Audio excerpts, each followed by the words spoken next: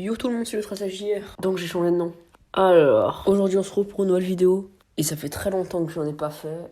Enfin, j'en ai fait il y a pas longtemps, mais ça fait longtemps que j'ai pas parlé. Et aujourd'hui, on va se retrouver pour le top 10 des milieux de terrain de 2020-2021. Alors ça m'a pris du temps de faire les montages et tout, les recherches. Donc abonnez-vous s'il vous plaît. Vous faites une des 5 choses les plus importantes comme d'habitude. Et bah c'est parti pour cette nouvelle vidéo.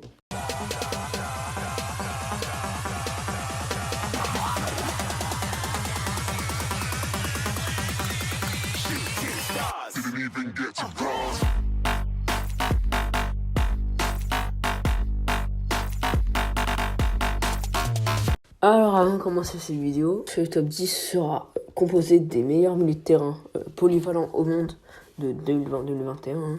J'ai utilisé un certain nombre de statistiques de la saison dernière pour quantifier le classement. Et pour cette vidéo, il n'y aura pas de vidéo, de fond, ce sera que des images. Donc on commence tout de suite, donc top 10 c'est Toni Kroos. On va regarder un peu les statistiques là, donc l'année dernière durée 3194 minutes en 37 matchs, 3 buts, 10 passes décisives, 10 jaunes et 0 rouges en toute compétition confondue. Et donc pour un milieu de terrain, c'est pas mal. Mais quand il était plus jeune, il était beaucoup plus fort que ça. C'est normal que je mette dans le top 10 car il vieillit beaucoup, mais il reste quand même talentueux pour son âge.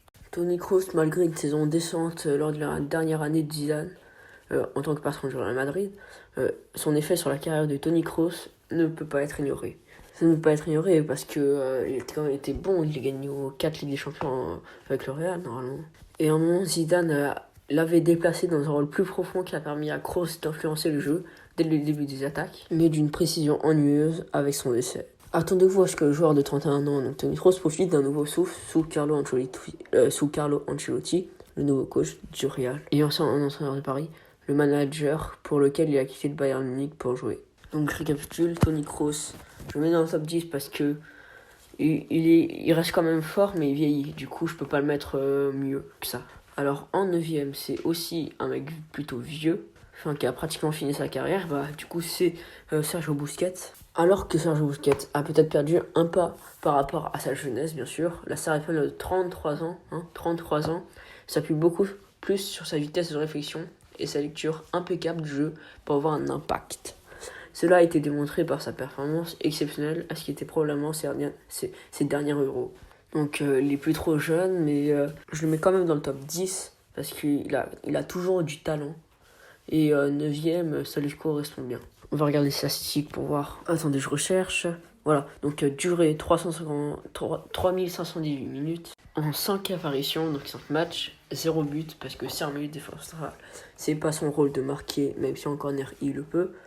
5 passes décisives, donc c'est bien, 10 jaunes et 0 rouge. Et tout ça, bien sûr, toute compétition confondue. Donc pour Busquets, comme j'ai dit tout à l'heure, le top 9 lui va bien parce qu'il a été talentueux, mais moins talentueux que d'habitude, qu'avant. Parce qu'avant, ça formait le trio magique avec Xavi Iniesta, en milieu de terrain, bien sûr, dans les années, je sais pas, entre 2010 et 2015 environ. Ce qui veut dire qu'il est là depuis longtemps avec le Barça. Et pour le 8ème, c'est aussi un joueur du Barça. Et lui, il est plutôt plus jeune que les autres, bien sûr. C'est du coup Frenkie de Jong. Frenkie de Jong, lui, comme on pouvait s'y attendre d'un joueur qui avait gravé les échelons de l'Ajax, l'équipe qui a donné au monde un football total, la polyvalence de Frenkie de Jong se démarque. Le Néerlandais a accédé à son nouveau rôle lors de sa deuxième saison à Barcelone et a consolidé sa position comme l'un des meilleurs milieux de terrain centraux de la planète. Donc lui, l'année dernière, il a joué 4666 minutes en 50 matchs aussi, 7 buts, 4 passes décisives, 6 jaunes et 0 rouges, toutes compétitions confondues. Donc les cartons baissent de plus en plus, les buts augmentent. Et les passifs, ça baisse, c'est la même. Et on voit bien que la durée, les 466 minutes, est beaucoup plus que Kroos et Busquets.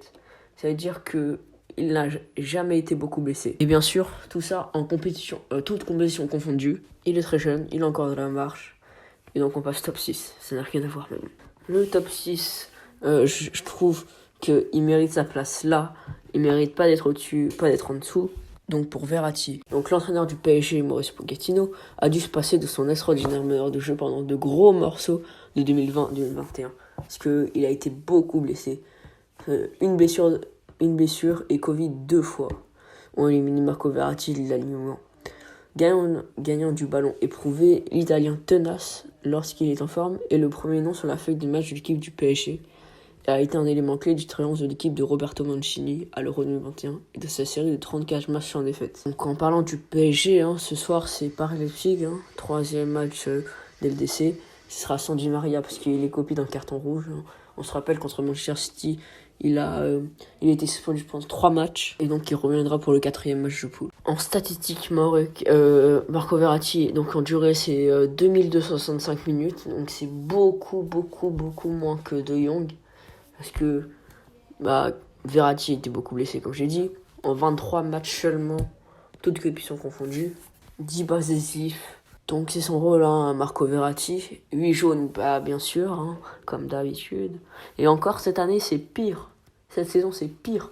Ça, c'est pratiquement carton jaune tous les matchs. Et 0 rouge. Donc ce qui est marrant avec Verratti, c'est qu'il se prend beaucoup de jaunes, mais jamais de rouge.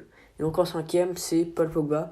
Paul Pogba qui était blessé aussi. Parce que frustrant pour les fans de Manchester United. Il n'a jamais qu'un aperçu de la version de l'équipe nationale de Paul Pogba lorsqu'il porte les couleurs de Manchester. Si l'on en croit Gary Neville et l'agent de Pogba, cette saison pourrait être la dernière de Pogba en première ligue. Un démarrage lent en 2020-2021 a cédé la place à un mois de janvier, au cours duquel parfois il avait l'air mieux que Bruno Fernandes. Son début explosif pour la campagne Ligue 21-2022 était un rappel opportun de ses talents. En statistique, Paul Pogba a joué 2907 minutes en 31 matchs, 7 buts, 14 passes décisives, c'est bien, 9 jaunes, c'est son physique qui fait ça, 0 rouge, en toutes compétitions confondues. Je crois qu'il a été blessé une fois, mais il a fait un extraordinaire bon retour, c'est normal que je le mets en 6e.